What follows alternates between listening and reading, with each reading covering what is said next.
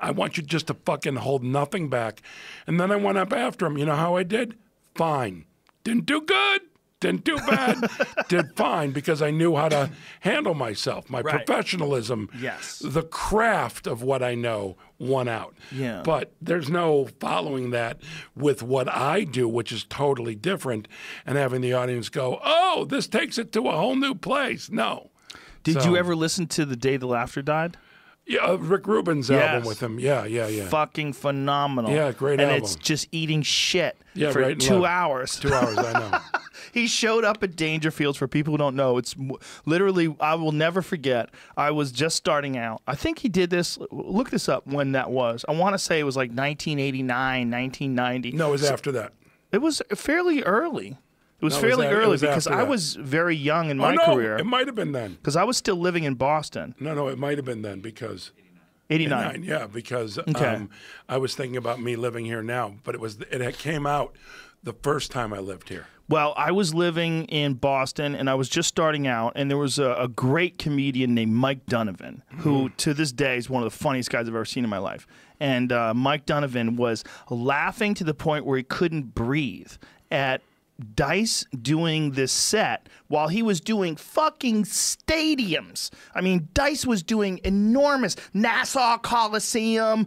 What's in the bowl, bitch? Oh! 20,000 people. Yeah! He was the biggest comedian of all time. Yeah. And he just decides to show up at Dangerfields in New York City randomly, like a Monday and a Tuesday night, doesn't tell anybody he's going to be there. I mean, there's 13, 20 people in the crowd. He records 2 different sets, and he has no material. I mean, fucking none. He's making things up as he goes along, and people are getting angry at him, and they're walking out. And he did a bit about Richard Nixon, about how he eats ass, and when he eats ass, he does it like Richard Nixon. He was like, oh, I love this fat fucking ass.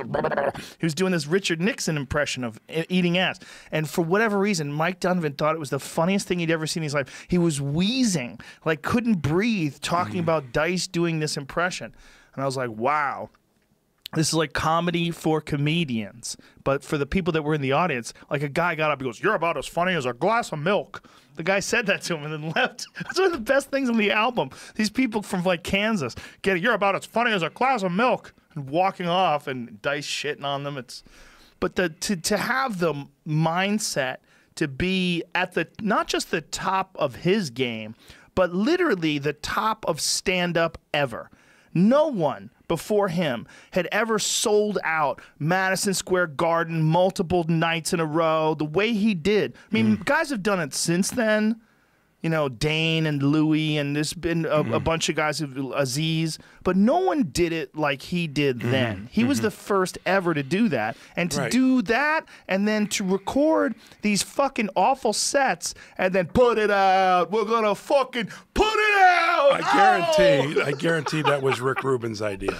You think so? Oh, without a doubt. But you know Dice? Dice is like that. I know Dice and I know Rick Rubin. I bet it was both of their ideas. Well, maybe he didn't fight Rick Rubin. I'll have to ask Rick Rubin next time I see him. Yeah, ask him. I never asked him that. But that sounds to me like Rick Rubin going, let's do this. Interesting. Yeah. But it was such a crazy, bold move. I remember thinking at the time, because I was terrible in 1989 when it came out. I was just like confused. Like, how does one do that? Like, one is so confident that they release something that sucked. Because I had, I was when I was 19, it's me and my girlfriend Marta. Me and Marta were sitting in my car, and I had a cassette player, and we're listening to Dice. It was just called Dice. And crying, laughing. This was before I'd ever done stand-up. And I remember thinking, wow, this guy is fucking something. Like, what like the amount of power that he had, like, on stage, and these roars from the crowd. And we're sitting in my car laughing our asses off to this cassette. It wasn't even a CD. That a couple years later, he decides, I'm just going to put out something that sucks. The day the comedy died. The day the laughter died, yeah. And he's got like one of them fucking paperboy hats on the cover. No, it's black. A bold man. The cover's black, and there's just a little picture of him on there. Is that what it is? Mistaken. Yeah, small picture, I think. Or maybe it's a big picture of him. There it is right there. I don't remember. Oh, no, it's a big picture. We should get a, but it is small in comparison to the actual CD. Yeah. See if we can get Jamie, let's get a framed copy of that and put it on the wall somewhere. Was it released as an album? Like on? I don't know. Yeah, Let's get the image. I guarantee there's vinyl. Guarantee. Yeah, let's find it. See if we could buy it in vinyl. Look on Let's eBay frame right it. now for the day that They did it again. He did it again. Yeah, 3 years later.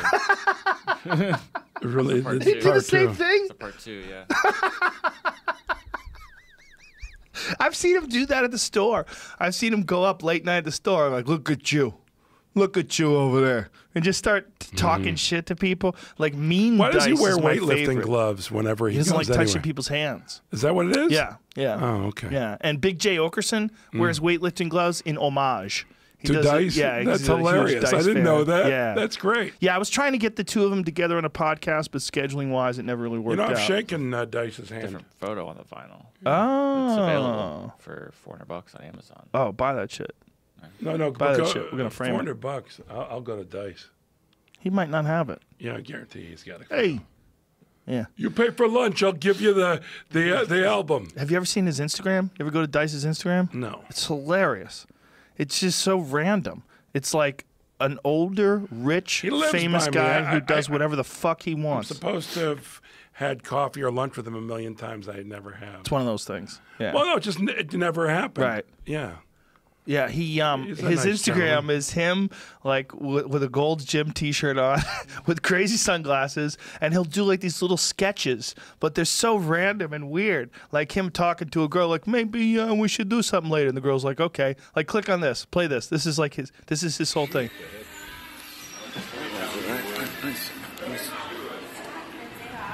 You like skateboarding? I was thinking about it. Skateboarding, yeah. Yeah, maybe we should do that. That would be a good time. Can you cook dinner for her is the question. Why don't you stay out of this He one? I'm doesn't trying. even I'm know not how to in. use the phone. What's your name? Nicole. What? Nicole. Nicole. All right, I'll call you. I gotta go take care of something. All right, sounds good. It's just, at the end of it, afterwards he goes, he's got another one, a follow up where he gets mad at himself for not doing anything about it. Like go to the next video. That's not it. There's another there. Play this one. What a beautiful night, huh? Beautiful. That's it. It's Eleanor. What a beautiful night, huh? That's what's her. She's a so comedian, random. right? Eleanor Kerrigan, yeah. Yeah. They're so random.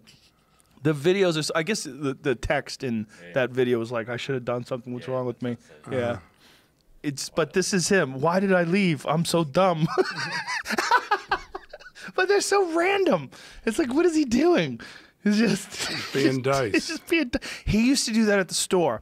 He used to have comics do these little sketches. He's like, okay, you're gonna run through the door there, and you're gonna knock him over, and you're gonna go, what the fuck? Okay, go. And the guy would do it. He'd run into the door and knock the other guy over, and he'd go, what the fuck? Yo, perfect. Do it again. And he would just film this with like VHS tape, like an old school one. really? And then he would edit it together himself. But he did nothing with it. And this was like, Dice was giant. Just fucking top of the world giant. And this is what he's doing to amuse himself. But He I had love these the fact comics. that the comics would just do it.